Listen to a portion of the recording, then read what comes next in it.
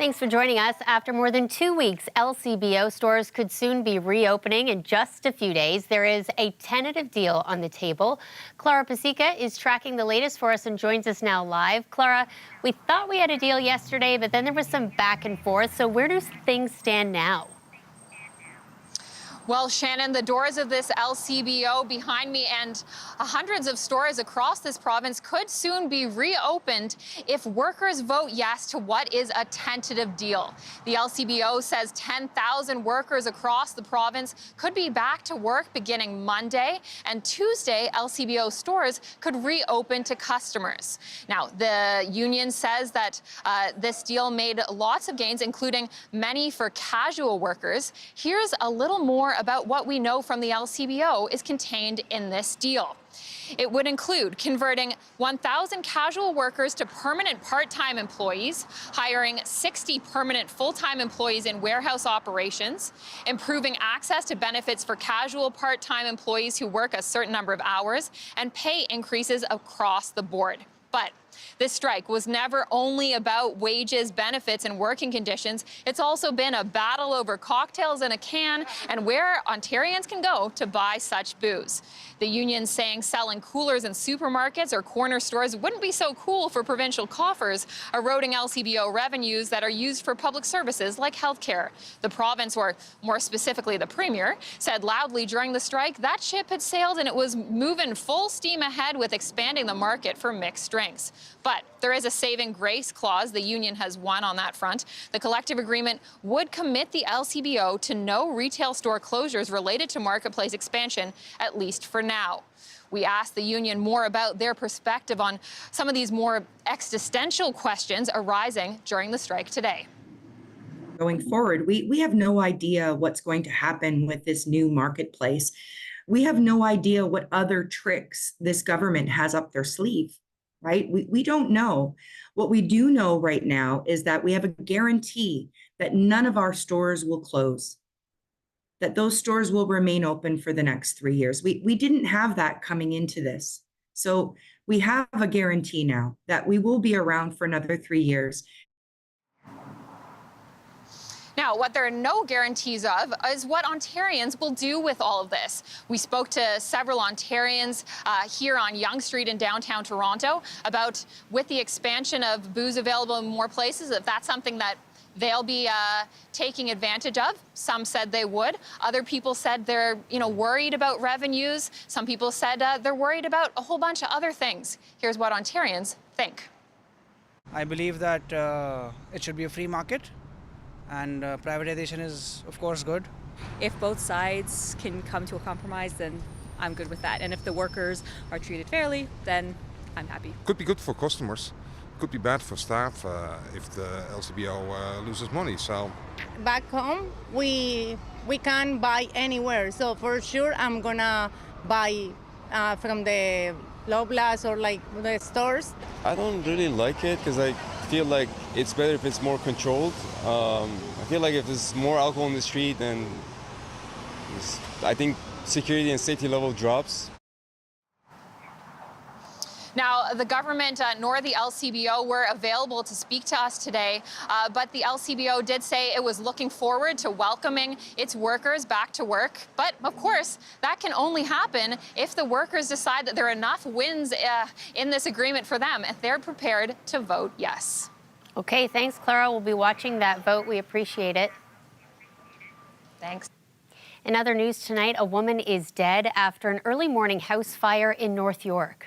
Crews were able to make entry quickly and effect a rescue of an approximately 65-year-old female. They removed that female and began CPR in efforts to resuscitate that female, and then transferred patient care to Toronto paramedics. Unfortunately, I can tell you at this time that the female occupant was pronounced deceased at the scene. Police say it happened in the area of Finch Avenue West and Grant Brook Street shortly after 6:30 this morning. The fire is now out and no other people were found inside the home. The office of the fire marshal has been notified. Community members coming together in prayer today in Toronto's Regent Park neighborhood after a 42-year-old pregnant woman was hit by a vehicle on Thursday and killed. This is the sad news for our community, and especially for the family and for our city also. Because of what has happened this past Thursday, I'm actually going to bring an emergency motion to council this coming week to ask that a stoplight be put there sooner rather than later. It will not bring back this individual, this important community member, but I'm hoping that lessons will be learned from this and that this sort of tragedy will not happen again. It happened just before 6 p.m. on Thursday at Queen Street East and Sackville Street. Police are so far not identifying the woman. She was crossing the street at a crosswalk when she was hit by a driver. She later died in hospital. Police confirm she was pregnant and say the baby also died. Traffic Services continues to investigate. They're urging any witnesses to contact them. Turning to some other stories now, it's one of those classic summer weekends in the city. The Indy is back, the Jays are in action, and there are a ton of festivals taking place. Well, at the same time, there's plenty of congestion and construction. Anam Khan spent the day seeing how people are managing to get around. Toronto residents already fed up with this weekend's traffic. I think it affects you from the moment you wake up because you're like, I gotta add an additional hour to my commute today. Just been staying inside, but I mean, the honking is really the worst. Many residents in Liberty Village saying they're opting to walk as they see heavy gridlock in the city. They're expecting it to get worse. This weekend is jam-packed. A concert on Budweiser's stage, a Blue Jays game at the Rogers Centre, and a number of cultural festivals. There's also a lot of construction as people make their way into the city. The Gardner partially closed due to the rehabilitation project, King Street West closed due to construction and flooding, and buses are running instead of streetcars on Spadina. And just when you thought it couldn't get worse, Lakeshore Boulevard West is completely shut down for the Honda dealers Indy Toronto as thousands of fans come here for the race. The City of Toronto saying it's working with event organizers to try to keep things running as smoothly as possible. That includes modifying traffic signal timings, monitoring traffic cameras, and sending out extra traffic agents, even telling people to leave the car at home. Andrew Thomas says biking is the way to go. He rolled up to Exhibition Place on this unusual three-wheeled bike.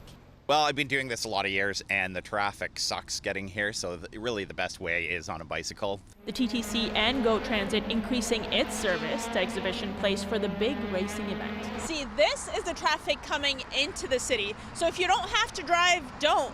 Take public transit, bike, or even walk. But if you insist on driving, make sure you pack a lot of patience and plan ahead. Anam Khan, CBC News, Toronto. Some good advice there. Well, traffic not the only thing affected in the city. Billy Bishop had its flights grounded yesterday after that worldwide IT issue connected to a cybersecurity update. Porter Airlines saying today flights are back to normal, but there are still some kinks working through the system. They're warning passengers to continue checking their flight status before heading to the airport. We are a few months away from Taylor Swift's Eras Tour stopping in Toronto, but the hype is already hitting City Council. The deputy mayor submitting a motion to rename a route downtown Taylor Swift Way for the month of November. Not everyone is on board, some objecting at how tax dollars are spent, but Jennifer McKelvey is defending the position. Is this something like this, a gesture like this, going to cost taxpayers any money? So we'll have the costing come out next week. I'm hoping to cover it through a small reallocation, a surplus fund. What's important to recognize that we do spend some money on economic development, but that's because it has a huge return on investment. She is going to bring in lots of revenue into the city of Toronto. She will be bringing in tax dollars, increasing our GDP. So it's a small token to show that we love Taylor and we're happy that she's coming to Toronto. If adopted, Taylor Swift Way would run along Queen and John Streets from Nathan Phillips Square to Rogers Centre. McKelvey says they'll leave existing signs in place but post new honorary ones while Swift is in town. Those signs will then be donated to the Daily Bread Food Bank and auctioned off for charity.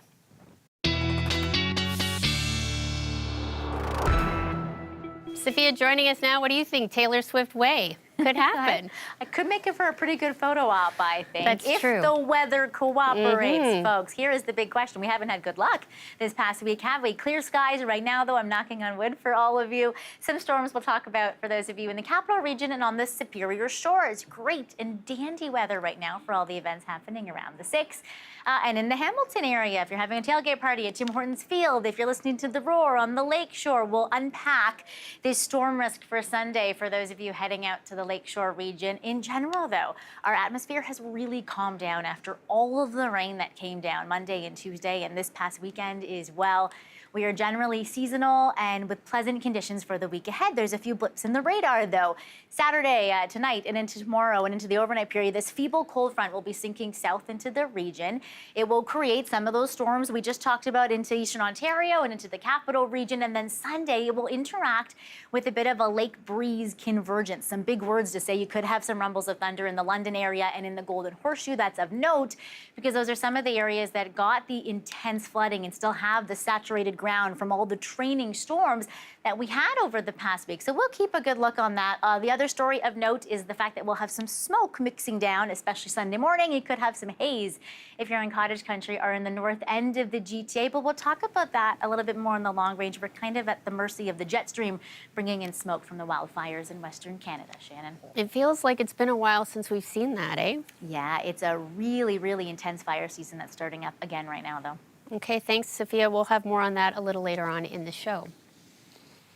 A program in Toronto's Jane and Finch neighborhood is helping kids find community on the squash court. Lane Harrison shows us how it works.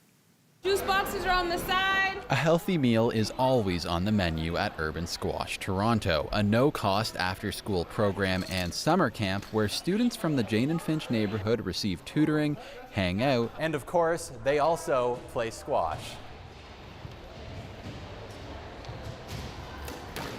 It's important because it gives the kids a safe place to be. In this neighborhood, there's a lot going on. There's a lot of gun violence, things are happening in families, and I don't want to stereotype the neighborhood necessarily because a lot of this is going on all over the place, but this type of program allows the kids to be somewhere where they can feel welcome, a community, at home. I try to make it feel as much of a family as I can. The program was founded in 2010 and now serves 113 students. These days, more kids want to join than the team can take on. And everyone who's gone through the program has graduated high school, with 94% of them going on to pursue post-secondary education. When they join in grade 6, grade 7, they feel part of something, and it encourages them to stay until grade 12. You have a huge opportunity to impact a child's trajectory when you have that long period of time. It's not a drop-in program. It's not a time that you show up for 8 weeks and we might see you next year. We want you here every day. During the summer, kids spend time playing games and hanging out, while the after-school program is more focused on academics. All of it helps them find belonging. I got to make a lot of new friends, so it's just like seeing them, it just makes my day, honestly. The program is largely funded through individual donations and was founded by squash enthusiasts based on a similar American model. It's kind of a opportunity to provide access to recreation that'll get the students in here so that they can really benefit from what are the other aspects of our program, the classroom and the academic enrichment portion and the character development. For parents, that tactic is much appreciated. We are living in under-resourced communities, so what happens is that they bridge the gap between the academics and the athletics within those communities. So they provide opportunities, they provide tutors, which is a great help for us as parents to have free tutoring to our kids. As you heard, these kids are doing well in the classroom, and I can also independently confirm they're pretty good on the court. Lane Harrison, CBC News, Toronto. Quite the effort there, Lane. Okay, it's a festival-filled summer so far here in Ontario, and the City of Toronto is pumping new funding into supporting them. This will give them a bit of a boost so that they can continue to make these festivals as successful as it can be and not have to worry about, oh, I'm going to go bankrupt and all that tough stuff. The new initiative is a one-time pilot program totaling up to $2 million in financial relief. The program is expected to support around 40 groups affected by rising operation costs. Applications are set to open next month. We're heading into a quick break. We're back with you in 3 minutes.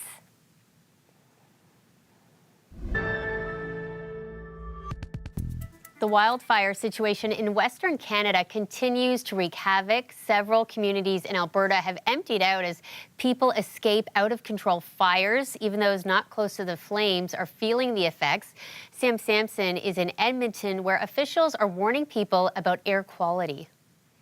The 3 communities of Little Red River Cree Nation, more than 5,500 people, are now under an evacuation order due to wildfire. Garden River was already under an evacuation order due to a growing wildfire that's now about 95,000 hectares. That's bigger than the size of Edmonton. Thanks to shifting winds and hot weather, the First Nation has now ordered the communities of John Doerr and Fox Lake to also evacuate. I never thought we'd be doing this again a year after the Pasqua and Davidson complex fires, especially what we went through with Fox Lake. Now we have to do a nationwide evacuation. A wildfire in 2023 forced Fox Lake to evacuate. That's where most of Little Red River's population lives. 100 homes were destroyed, as was the grocery store and the RCMP detachment. To flee, residents lined up at the nearby barge, the only way in and out by boat. Within minutes of Saturday's evacuation order, a lineup formed on that same beach, the barge operating 24/7 until the order is lifted. So we just ask for all our residents and nation members, when we're doing this evacuation, please don't speed.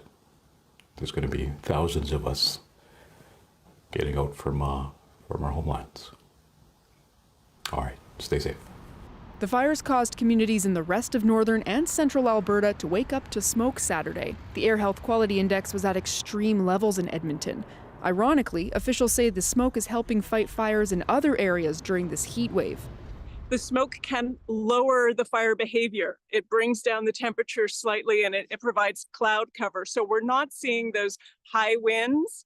We're not seeing those extremely hot temperatures that can really lead to more active wildfires.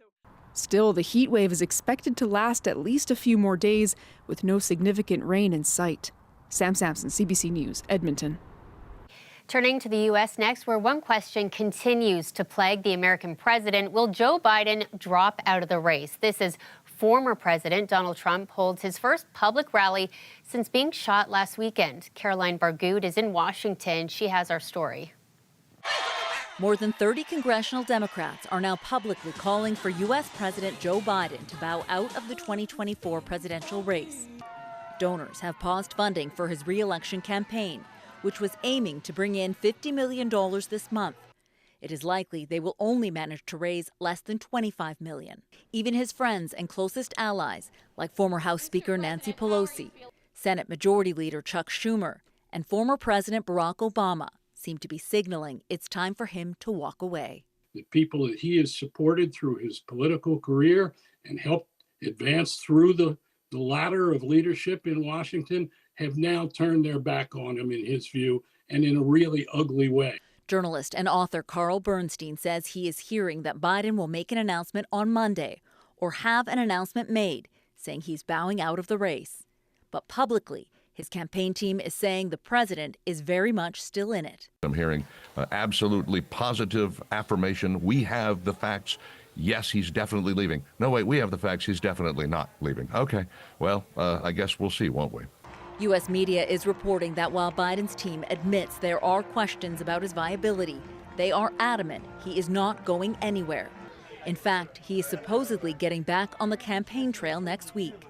Biden is currently at his beach house in Rehoboth, Delaware, where he is said to be self-isolating while he recovers from COVID. Some Democrats are calling for an open primary to select a replacement for Biden and not automatically endorsing Vice President Kamala Harris as the new nominee. Representative Alexandria Ocasio-Cortez doesn't agree. They are interested in removing the whole ticket. As for former President Donald Trump, he and his vice presidential pick, Ohio Senator J.D. Vance, are in Michigan for their first rally together. It's Trump's first time back on the campaign trail since he was shot in an assassination attempt last week in Pennsylvania. This rally is indoors, and the hope is it will be easier to secure and keep him safe. Caroline Bargood, CBC News, Washington.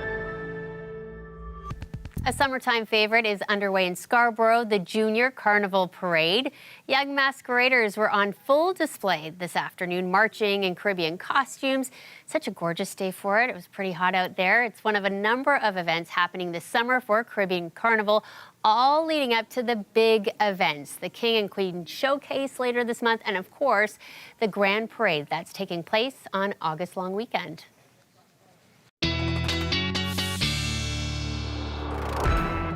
Sophia is back now and talking about the potential for some smoke in the province blowing in from out west. Yeah, and it's only going to get worse as we're talking about this coming week as hot and dry conditions continue to expand the fires in Western Canada. And it's this cold front that will help mix some of that smoke down to the surface. Saturday evening could see a few storms into the Ottawa Valley.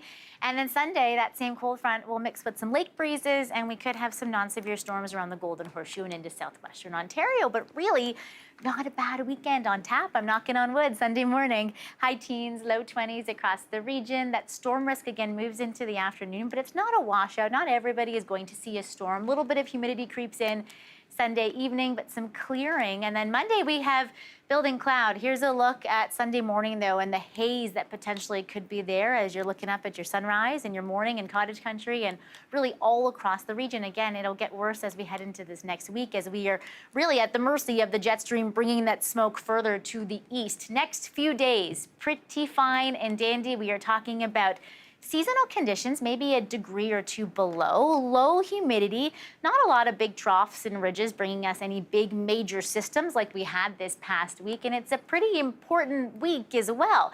This is the peak of climatological summer. Yeah, it's all downhill after the next week or two at the tail end of summer, but we won't talk about that yet. Monday, clouds mix in a little bit of humidity. Monday overnight, there's a system skirting us from the state side. Tuesday and Monday overnight could have a few stray showers with that system.